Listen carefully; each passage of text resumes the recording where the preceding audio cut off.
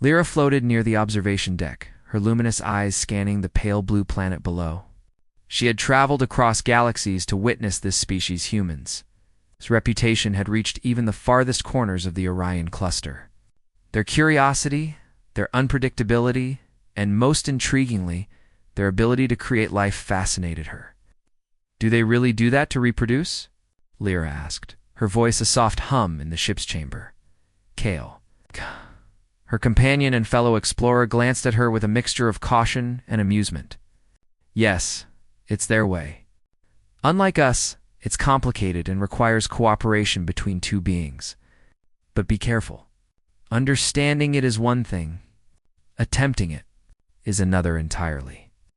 Lyra tilted her head, a cascade of silver hair flowing like liquid metal.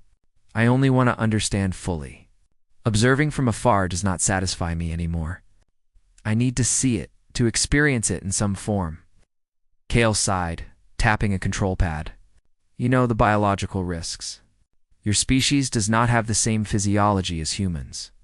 Direct replication could be catastrophic." But Lyra's fascination was unstoppable. She had studied every document, watched every recording, and even interacted with holographic simulations of human life. Yet the mysteries of their creation, how two beings could merge to produce another, remained elusive.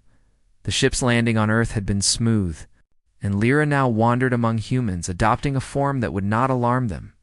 Her skin shimmered faintly, but careful clothing masked most of it. She marveled at the casual intimacy between partners, the gentle touch, the laughter, the connection that seemed to radiate warmth. One evening, in a park filled with amber light from the setting sun, she observed a human couple sitting on a bench, holding hands and sharing whispered words. Lyra approached slowly, careful not to intrude. "Excuse me," she said, her voice melodic and hesitant. "I am trying to understand human reproduction.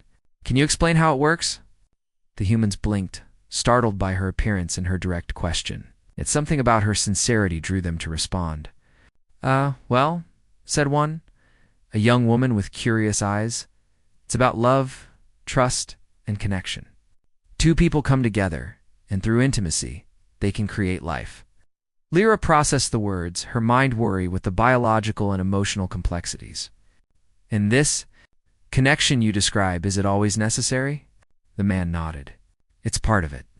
Physical attraction, emotional bond, it all plays a role. But it's not just mechanics. It's about partnership and understanding each other." Her mind buzzed. Unlike her species, where reproduction was automatic and impersonal, humans brought choice, emotion, and awareness into the process. There was artistry in it, a deliberate act that balanced desire and responsibility. Kale, observing from a distance in his cloaked form, felt both awe and apprehension. Lyra's fascination could easily tip into danger if she attempted too much. He reminded her silently. "You can learn, but do not imitate." Days turned into weeks. And Lyra studied every facet, gestures of affection, rituals of bonding, even the smallest micro-expressions that humans exchanged. She recorded them in her memory, storing them like precious artifacts. Every laugh, every gentle brush of a hand against another, every sigh of contentment, it all painted a picture of a species that celebrated life with intentionality and warmth. Then came the evening, when Lyra sat alone, her eyes reflecting the twin moons.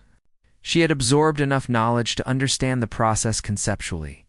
She closed her eyes and tried to simulate the sensations internally, imagining the exchange, the intimacy, and the creation. Even without physical replication, she felt connected to the essence of humanity in a way no simulation had ever captured. "You do not need to attempt it." Kale's voice echoed softly in her mind. "You already understand it. That is what makes humans remarkable. They choose to participate in the creation of life, and that choice carries power." Lyra opened her eyes and smiled, a faint glow illuminating her cheeks. She no longer desired to mimic humans fully. Observing them, understanding their depth, and experiencing their culture had given her more than any direct action could. She realized that the true strength of humans lay not in their biology, but in their consciousness, their empathy, and their relentless curiosity. As she rose and gazed at the planet from her ship, she whispered almost to herself, "Humans really do that to reproduce, and I do not need to attempt it to admire their greatness." Kale watched her quietly, proud. In her fascination and restraint, Lyra had experienced something few of their kind ever would: a humility and wonder in the face of a species that celebrated life with intentionality and heart. And so, under the glow of distant stars, Lyra logged her final observation: humans. And their complexities and contradictions were extraordinary. They chose creation with awareness and joy, and that choice alone was worthy of admiration across galaxies.